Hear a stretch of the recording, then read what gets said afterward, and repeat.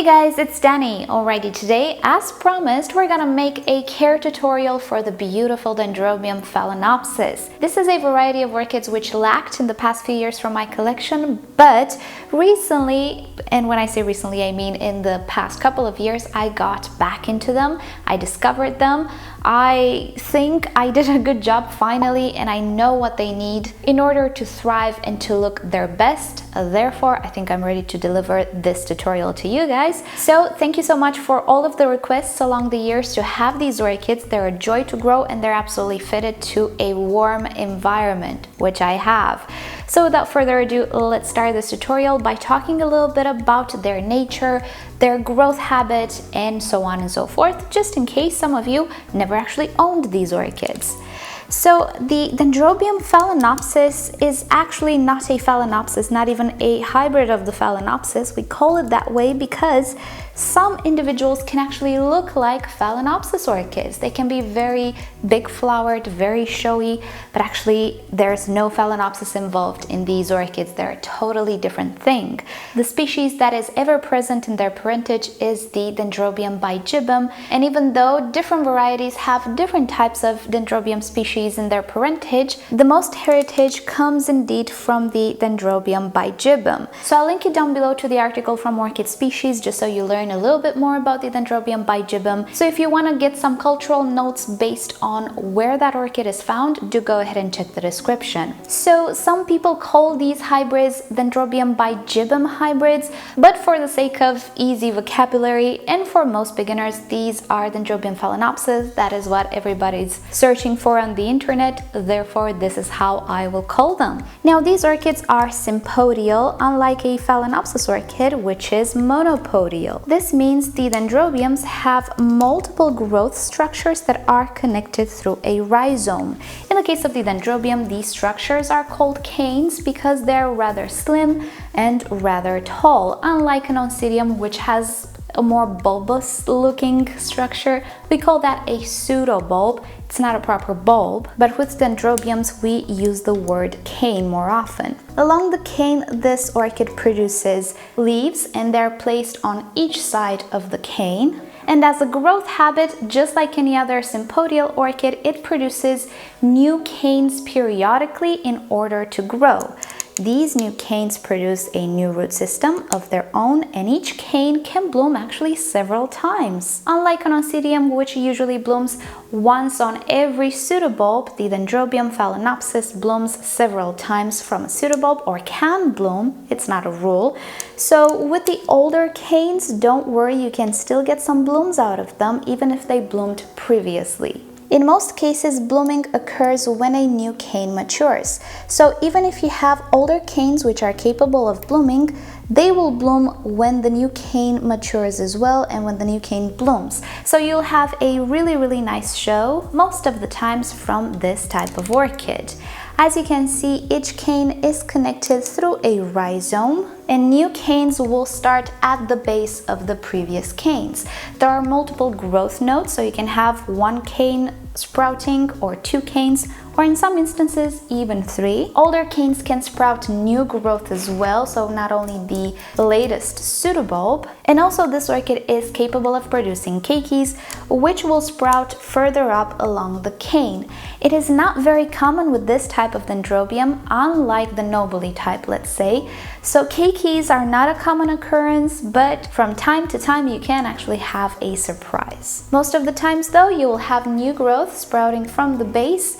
New growth usually sprouts once a year in more temperate climates, but I am seeing that in my very warm subtropical climate, I get 2 growths per year. If I put these orchids in my grow space, which is not as warm, not as bright, I get slower growth and only 1 set of new canes per year, but outside on my terrace, I seem to get 2 new growths per year. So in the end, I can get 2 blooming times per year. These dendrobiums are considered to be evergreen in the sense that they are not deciduous, they have continuous growth. However, I did grow these orchids in a more temperate climate, and I can tell you that in the winter time, if temperatures are pretty low in the grow space and you don't have so much light and the day length is shorter, I can tell you that these guys will grow very slow in the winter time if at all. If you, however, have a warmer climate, maybe a tropical or subtropical climate, they will have a much rapid growth. And as I was saying, I did experience 2 sets of canes instead of 1, like I had until now. So it really depends on your environment, your temperature. And when I say environment, I do mean the growth space as well. Because these orchids are very versatile. They can be grown in your living room, in the house. They're not fussy, they're not very finicky. They really are the next step from the Phalaenopsis orchid, but they can also be grown in the garden, outside, in the heat. These are hot growers. They don't enjoy cold all that much. They can tolerate heat better than anything that I've ever grown, better than Cattleyas, I have to say, and in some cases better than Vandas, although Vandas are queens as well. So if you do live in a hot climate, you can absolutely grow them outside. If you have warm to hot summers, you can put them outside in the summertime if that's something you would consider to do. These are hot growers, not even warm, they're hot growers, and they take the heat without breaking a sweat. Flower spikes typically arise from the top of the canes, but you can have flower spikes arising from further down the cane as well. There are nodes towards the top of the canes, and in most cases you'll have a flower spike, but sometimes, in rare cases, you can have keikis as well. As I was saying, being that these orchids are continuous growers, they are not deciduous, they don't take a winter rest or winter break or anything of the sorts. They are not actually prompted by high nitrogen fertilizer or continuous feeding or continuous watering to produce keikis. All of these things actually contribute to reblooming your orchid. So if you've ever had Dendrobium nobilis or deciduous dendrobiums, this is totally different, and the rules do not apply in the same way to these orchids. The warmer you keep these orchids, the more you feed them, the more you give them water, the more you might actually prompt them to bloom. In my experience, this orchid is not finicky. I've had rootless dendrobiums which are now completely recovered. As I was saying, they are just as easy as a Phalaenopsis, but they do have their soft spots. For me, the soft spot is the foliage. It attracts insects and particularly spider mites like a magnet.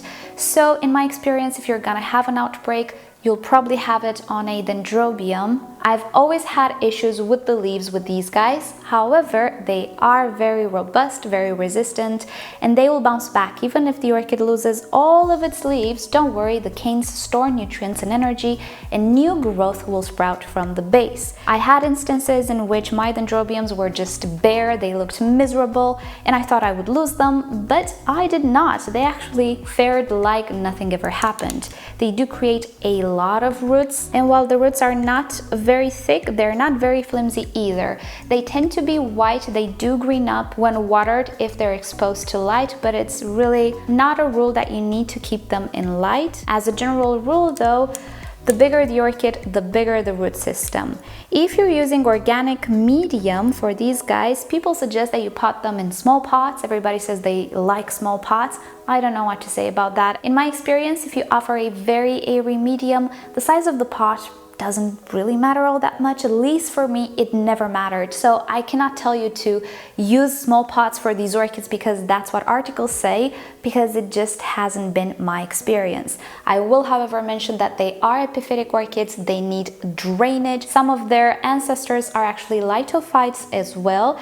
In any case, they love drainage, they love air around the root system. Do not pot these guys in soils or anything of the sorts.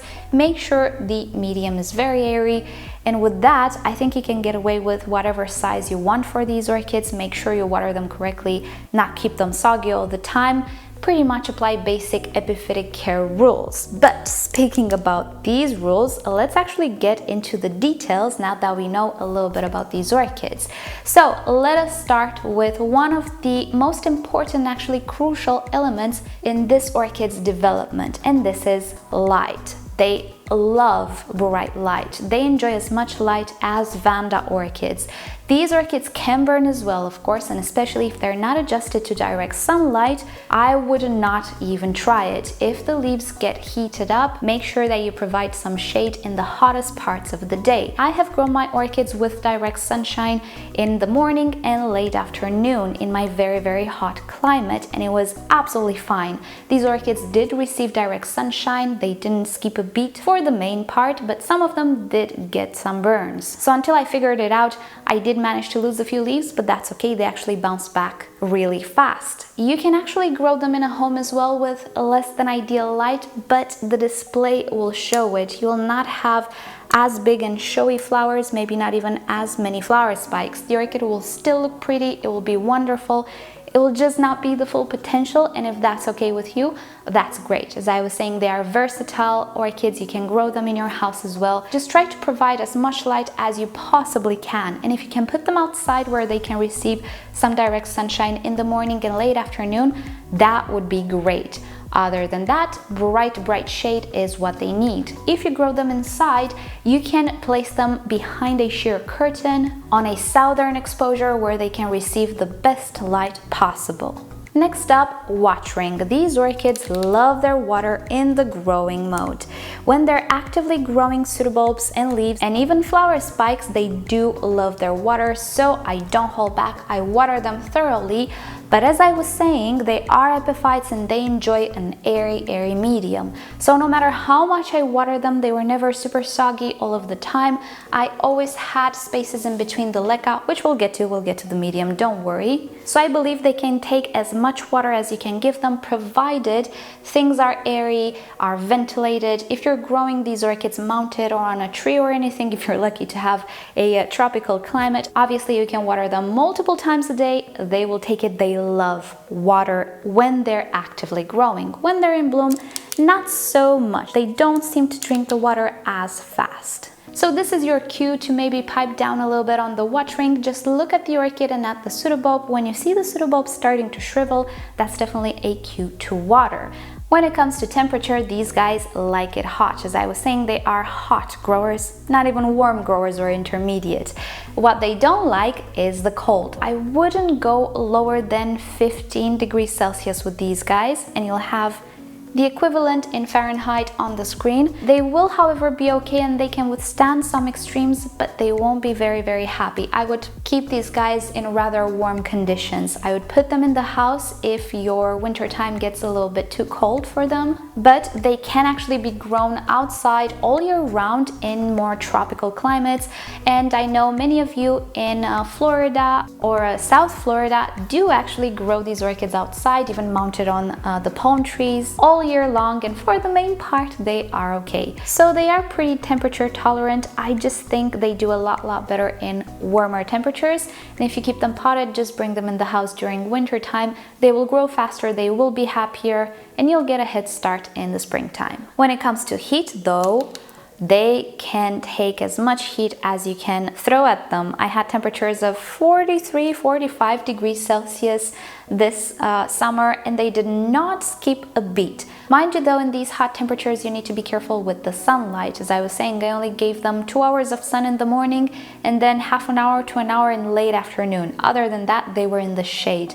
They would completely scorch in the hot sun in the middle of the summer. So be mindful. If you're going to provide these types of temperatures, do not correlate them with direct sunshine. That is the recipe for disaster. Put them in bright shade and everything should be okay, even at 45 degrees Celsius with these orchids. Of course, you need to make sure that you hydrate them enough, so make sure they are always well watered. When temperatures are very high, water evaporates faster, they grow faster, they absorb more water, they might actually lose water through respiration as well. So watering is crucial in high temperatures. Speaking about water and humidity, they could not care less. I've never had issues with these orchids in low humidity. Of course, high humidity helps every orchid because it limits the water they lost through transpiration. However though, if you make sure to replenish this water, you should be just fine with these types of orchids. There are reasons to suggest that these orchids are camp plants anyway, so they open their stomatas during nighttime, and in the nighttime humidity is generally higher. In the daytime, however, in the heat of the summer, the air was pretty dry, and again, they did not skip a beat, so I wouldn't hassle with all sorts of humidifiers for these guys. They can withstand a lot of things, but just make sure you keep up with watering. Now, fertilizer was of course in accordance to their growth. In the middle of the summer, I did fertilize them at every watering. I have a self-watering / hydroponic system that allows me to fertilize every time I water without having consequences. I do use a smaller amount generally than the commercial fertilizers recommend. However, though, these are pretty heavy feeders when they're growing. So in the summertime, I didn't hold back from fertilizing my orchids, and they absolutely loved it. I didn't see any deposits on the medium or the roots or anything of the sort, so they did actually absorb everything I gave them. And as a side note, I was talking at the beginning of the week about what makes orchids grow larger. Fertilizer is a very, very important part, and a complete menu is definitely what every orchid should receive, not only fertilizers with macros. The more varied the menu, let's say, is, the better, because this very big growth, and by the way, these orchids are not tiny, in case you didn't realize, they're pretty big. They need fertilizer, nutrients, and water to support all of this growth. This particular dendrobium, I believe, is about 55-60 centimeters tall, with the flower spike, of course. And in warm weather, a new growth can mature within even 6 months. So think of it as a catasetum. It needs a lot of food to put into these structures and to bloom the way it does. So I do consider these orchids to be heavy feeders due to the amount of growth they can put on during 1 year. Potting medium can be anything you like, anything you see fit. People around the globe use different things that they have more available. In Asia, with these guys, charcoal or coconut husk is used primarily. In Europe, not so much. You can absolutely use pine bark, whatever bark you want. Sphagnum moss, maybe it's a little bit too fine for these guys, but depending on your region, on your climate, you can make a combination between bark and sphagnum moss or other components. As you can see, I grow my orchids in leca. This is a clay medium, inorganic medium. There are varied materials you can use for their growth. I would just say that you make sure whatever medium you use, that it is airy. These guys are epiphytic. They don't like their roots to be suffocated by heavy or fine soils. They can do great mounted as well if you have the type of lifestyle which permits you to keep them hydrated, or maybe you have a system or a greenhouse. It all has to do with your availability to water. I cannot really water all that much. I am using osmosis water because I have pretty hard water in my area, so I need to be a little bit more economical. Mounting these orchids, absolutely not for me and my possibilities, but they do absolutely fantastic potted as well, no problem there. And as for the size of the pot, try to make sure you don't pot a very tall or big plant in a very tiny pot. That's all I can say. As I was saying, the rule with the tiniest pot never applied to me. I never had issues, so I cannot really comment on it. I think more important than anything is to maintain the medium airy than the pot small. If you think about it, these guys grow on trees and mounted, and they're not actually contained in anything. So there would be no good reason to have tinier pots other than allowing the roots to attach to something faster. I think the medium has a much heavier word to say in this, particularly if it's organic and it's prone to decomposition, the wetter it stays. When you're dealing with clay or inorganic, it really doesn't matter, nothing decomposes here. Therefore, size has never been an issue for me. But if you feel better with smaller pots, do use smaller pots. If you think you can provide a fast draining and aerated medium in a larger pot, do go ahead and use a larger pot. Other than that, these orchids require whatever other orchids require as well. A little bit of attention from your part, some maintenance. If you need to repot your orchid because the medium is broken down, do repot it because their roots will not enjoy broken down medium. If you grow them in semi-hydroponics or a hydroponic medium and so on, obviously you need to repot whenever they outgrow their pot. You can see they actually grow pretty massive roots if they're big. This guy can still remain in this pot for another year, but I'm afraid next year, for economy reasons, I will have to put it in a much bigger pot because the roots have just taken over everything. So it depends on your orchid. Make sure that if you have pests, you take care of them immediately. As I was saying, these guys are pretty big pest magnets. When it comes to leaves, as I was saying, I consider they have very sensitive leaves. If a pest grazes on the leaf and it gets infected, chances are the leaf will fall, but it's absolutely fine. I never had more issues than that. I had just bare canes without any leaf, and the orchid was perfectly fine and created a perfectly good new growth. So I would say this is what you should expect with these orchids. A little sensitivity leaf-wise. Other than that, I just find them to be very robust, very suited for home growing as well. The best results I actually do believe you'll have in very bright light, maybe even outside. The hotter it is, the better they like it, but it definitely doesn't mean that you cannot enjoy them in the house as well. They don't suffer from crown rot all that much, although just like any sympodial, when the new growth is just developing, try to make sure you don't put water in it. If you know, it will not evaporate all that fast. They can still have new growth rot like any other sympodial, but this happens in certain conditions. So with that said, I think we've covered pretty much everything. They are very easy to grow, really, and they can tolerate a wider range of everything in comparison to the Phalaenopsis. And if you do have a garden and you can place them outside, I suggest you absolutely do, because they really took off for me when I placed them outside in the heat. Can you imagine that? An orchid that I can grow in my very, very hot summers. And for that reason, obviously, I do intend to purchase more if I have the opportunity, because it's just easy for me. And why not have orchids that actually enjoy the climate that I have, which is not very suited for many orchids. And with that said, thank you guys so much for watching. I hope you've enjoyed this. I hope it was helpful. And you know the drill, like or dislike this video below, subscribe to my channel for regular orchid videos, tutorials, Q&As, and other fun orchid subjects. And if you like YouTube to notify you whenever I upload a new video, just turn on notifications for my channel.